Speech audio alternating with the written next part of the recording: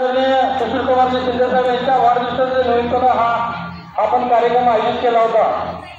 आतापर्यंत ताईंना सांगतो की तालुक्यामध्ये आतापर्यंत पुरस्कार मिळून झाले ते सगळे सोलापूर शहरामध्ये झाले आणि विद्यार्थ्यांच्या समोर झाले नाही ते सभागृहामध्ये सुट्टीचे दिवशी होतात। आमचा प्रयत्न हा होता की मुलांना सुद्धा या आदर्श शिक्षकांचा त्यांचं कर्तृत्व त्यांचं शैक्षणिक क्षेत्रातील कार्य हे समजावून विद्यार्थ्यांच्या समोर आपण या ठिकाणी सत्कार व्यक्त केला। तालुक्यातील 15 शिक्षक आपल्या डाव्या बाजूला स्टेजच्या जे आहेत ते निवडलेले सुद्धा आम्ही मधून निवडले। निवड समिती आम्ही वगैरे असं काही केलं नव्हतं, परंतु प्रत्येक गावातील लोकांना विचारलं की आपल्या गावातील एक चांगलं काम करणारा उत्पन्नशील शैक्षणिक कार्य करणारा शिक्षक ही ज्याची निवड ही लोकांना आम्ही केली आणि त्यांना निवड समिती फाईल वगैरे आम्ही काही मागवली नाही आणि त्यांना चुकत टप्पा आम्ही दिला। त्यांना फोन करून सांगितलं की तुमचं या ठिकाणी खासदार साहेबच्या हस्ते शिंदे साहेबांच्या वाढदिवसानिमित्त आदर्श शिक्षक पुरस्कार या ठिकाणी ट्रॉफी सन्मान चिन्ह देऊन तुमचा सत्कार करण्यात येणार आहे।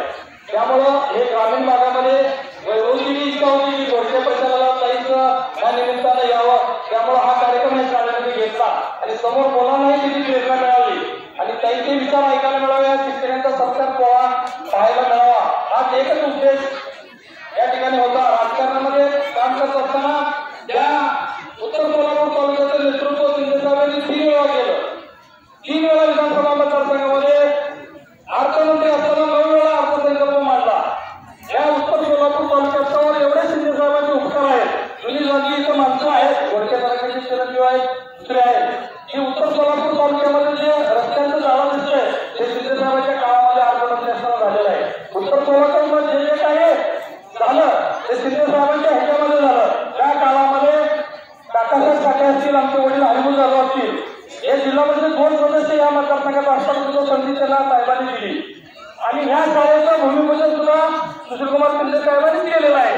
एवढं प्रेम हे नांदण वडाळा असेल त्या आजूबाजूची गावं एवढं प्रेम शिंदे साहेबांवरती केलंय, तसंच प्रेम खासदार पंडितताई शिंदेवरती आता परवाच्या लोकसभेला आपल्या सर्व तालुक्यातील जनतेने केलं आहे आणि ह्याच्यामध्ये शिक्षकांचा शैक्षणिक कार्यक्रमाचा वाटा तो महत्वाचा आहे। त्यामुळं त्यातून